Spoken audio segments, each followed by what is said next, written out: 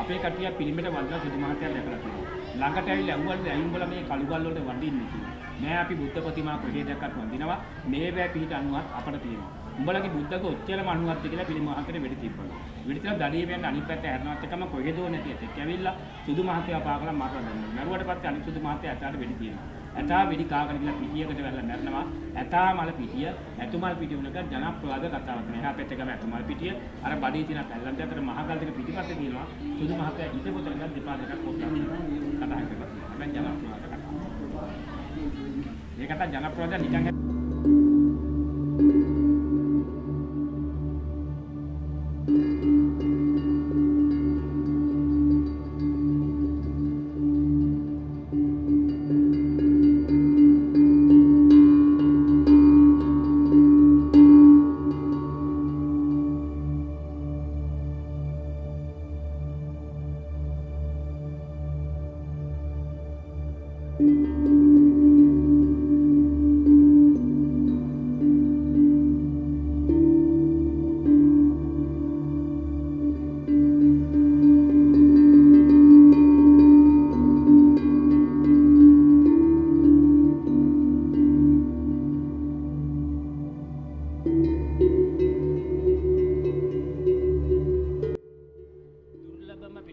මේ පිළිම වහන්සේ.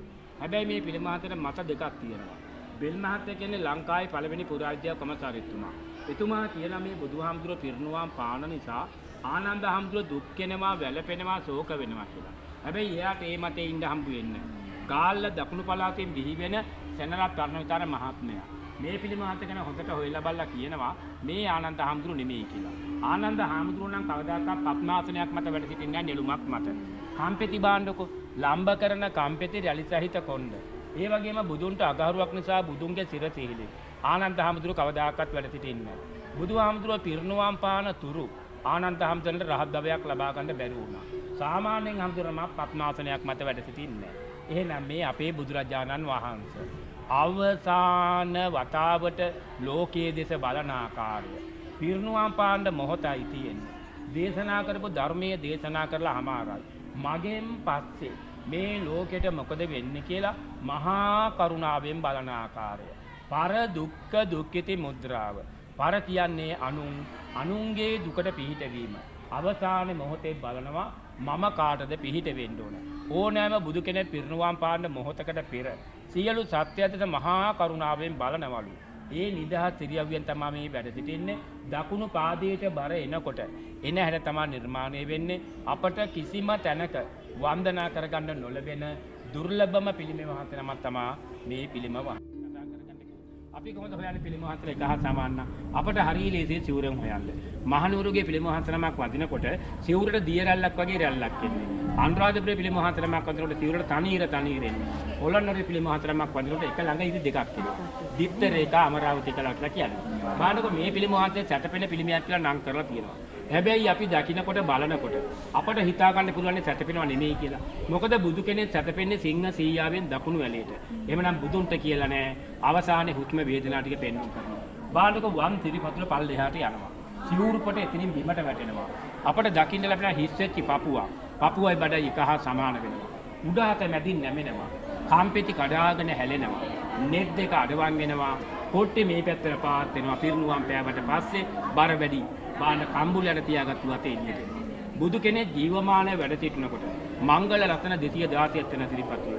ඒවා තේරම ගිලිහිලා යනවා. සිරිපතුල නෙළුම් පත්නයක් විතරක් හිටියා. මේ පිළිමාතය හරියටම පිළිගන්න දකින්න නම් අතෙන් ගිහිල්ලා බලන්න. සිරිපාමේ රජතුමාගේ මාලිගාවට උතුරට පිහිටපු ආරාමය තමයි උත්තරාරාමය. මහා පරක්කම්බරතුමා 1153යි 1186යි. අවුරුදු 33 රජකම් කරනවා. ඒ කාලේ තමයි මේ පිළිම හතර හදන්නේ. මේ වගේ පිළිම හතරක් අපට ලෝකේ කොහේවත් දකින්න ලැබෙන්නේ නැහැ. දැන් මේ තියෙන්නේ බුද්ධත්වයට පත්වීම. දැන් බලන්න අපි මෙතෙන්ට ඇවිල්ලා මේ පිළිම හතර මල් ටික ඇත්තලා වැන්දොත් අපට පුළුවන් මෙතන බුද්ධ ප්‍රතිමා පත් නමක් වන්දනා කරගන්න. බලන්නකො මේ සාන්ති තොරණේ උඩ යහන් වල වැඩ සිටිනවා බුදවරු හතර නමක්. ඒ මහා භද්‍ර කල්පය තුල පහළ වෙච්ච බුදවරු හතර නමයි මේ පිළිම හතේ බුද්ධ ප්‍රතිමා පත් නමක් වන්දනා කරගන්න පුළුවන්. ඊගොඩ බලන්නකො තිරස වටේ තියෙන නෙළුම් මල් 10ක්. කියන්නේ දසපාරමිතා දම් පුරලා බුද්ධත්වයට පත් වෙනවා. ඊට බලන්නකො මකර රූප 6ක් තියෙනවා. දැන් මකරගේ කටින් පිට වෙන්නේ ගින්දර කියලා අපි අහලා තියෙනවා. මේවෙන් බලන්නකො එළියට එන්නේ සිංහේ. සියලුම කෙලෙස් වලින් මිදිලා සම්මා සම්බුද්ධත්වයට පත් වෙලා භාවනා යෝගිව බලනවා තමන්ගේ මව් කොහෙද ඉන්නේ කියලා. ඒතකොට තමයි අර ගුහාව පේන්නේ. ඊට පාතින් තියෙන ආයුධ තමයි ඉතා බල සම්පන්න ආයුධයක්. ඒක තමයි සක්‍ර දෙවියන්ගේ වජිර සංකේතය කියන්නේ. වජිරාසනයක් මත තමයි මේ වීරාසනින් වැඩ සිටින්නේ. දැන් මේ මකර කියලා හතෙක් නෑ මනස්කල්පිත හතෙක් නෑ. දැන් මේක අපිට හිතා ගන්න පුළුවන් දෙයක් තියෙනවා. දැන් මකර කියලා හතෙක් නෑ. දැන් බලන්න සත්තු 7 දෙනෙක්ගේ කොටස් 7ක් ඇතුව තමයි මේ මකර කියන හත හදාගන්නේ. බලන්නකො උඩින්ම තියෙන ඇටාගේ හොඬ, ඌරගේ දල, කිඹුලගේ කට, වඳුරගේ ඇහැ, මීයා කන්, මොනරපිල්, සිංහපාද. දැන් ඇටාට හොඬේ නැත්නම් ඌට ජීවත් වෙන්න බෑ. අපට දෙක නැත්නම් කවුරු හරි කවන්න ඕන, පොවන්න ඕන. ඌරගේ දල සයිමත්, කිඹුලගේ කට, කිඹුලට දිවක් නෑ. අපි දෙයක් කෑවොත් ඉස්සල්ලාම රස ඉන්නේ දිවට. අපි කොච්චර රස දේවල් කෑවත් වැඩක් නලු පිං අතේ වැඩ කරගන්න නැතුව. වඳුරගේ හොඳට පේනවා, මීයා කන් හොඳට ඇහෙනවා, මොනර පිල් ලස්සනයි, සිංහපාද හොඳ සයිමත් පාද. ඒ කියන්නේ තරුණ කාලේ කවුරුත් මොනර පිල් වගේ ලස්සනයි සයිමත්. නමුත් හැමදාම පවතින්නේ නැහැ. දවසින් දවස ටිකෙන් ටික අපි දුර්වලභාවයට පත් වෙනවා.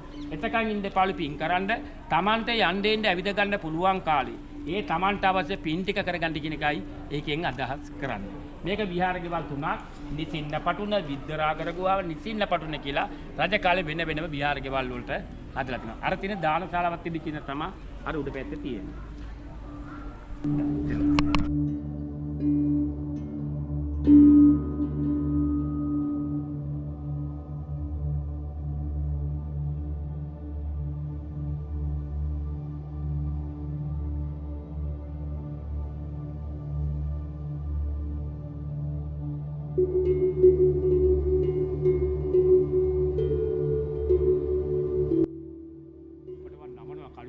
නමන්නේ අර පැත්තට බලාගෙන යනකොට පපුව සම්පූර්ණ ඇතුළට යනවා පපුව රැලි වැටෙනවා හරියට පපුවේ මැද බලන්න උඩට ගත්ත හුස්ම ටික හිර වෙච්ච ආකාරය ඉනෙන් බලන්න ඉනේ බඳපටියේ පේනවා තුනටියෙන් බලන්න මෙච්චරක් වෙන මහත බාහන කම්බුලෙන් අත සම්පූර්ණ එළියට එනවා අපි බුදු කෙනෙක්ගේ මූණක් දකින්න සාන්ත දාන්ත මූණක් ඊට පිළිම මහතේ දිහා බලලා මේ පිළිම මහතේ දිහා බලන වෙනස බුදුහාමුදුරන්ගේ අවුරුදු 80ක් වූ වයසක් අර බුදුහාමුදුර උරුහතු බිම්මල් ව්‍යංජනයක් සමග දානයක් වලදලා බඩේ අමර කියලා අපි අහලා තියෙනවා ඒ දේ තමයි මේ කලාකරුවන් අනුකලකින් වෙන්නේ. ඒ සියලු කාරණා අපේ ඇසුලින් දැකලා අපට පුළුවන් මෙතෙන් ඉඳන් බුදුහාමුදුරන්ගේ අවසාන සිදුවීමට අපි වන්දනා කරගත්තා වන්දනා කරනවා කියලා වදින්න පුළුවන්. අපි මේ පිළිම හතලා වන්දනා කරනවා කියන්නේ අපට හිතන්න බැරි පින් ටිකක් අපිට රැස් කරගන්න පුළුවන්. අපි අවසාන හුස්ම යනකොට අපට එන්නේ ලොකු කරුවලක්. ඒ කරුවලට අපි ජීවිත කාලෙම කරපුවා මතක් වෙනවා. අපි හොඳ තැන්වල හොඳ ආත්මල උප්පත්ති ලබන්න නම් අපි අනිවාර්යෙන් පින් කරනවා. එහෙමනම් මේ පූජා භූමිය බාර උතුම් වූ ගල් විහාරේ බාර සියලුම දෙව් දෙනා අතුලගේ පිහිට. ඔය තුන දෙකක් නිදා දුකක් කරගෙන වාසනාවන්ත ජීවිතයක් ගත කරගන්න හේතු වාසනා වේවා කියලා අධිෂ්ඨාන කරගන්න මෙතෙක් කියලා ලබාගත් අපි ඉවලින් කොටසක් අපිව මෙලොවට පිහිටපු දෙමාපියන්ට අප අතරින් මේ පරිලෝකයේ කෙනෙක් ඉන්නවා නම් ඒකට මේ පින් අනුමෝදන් කරනවා.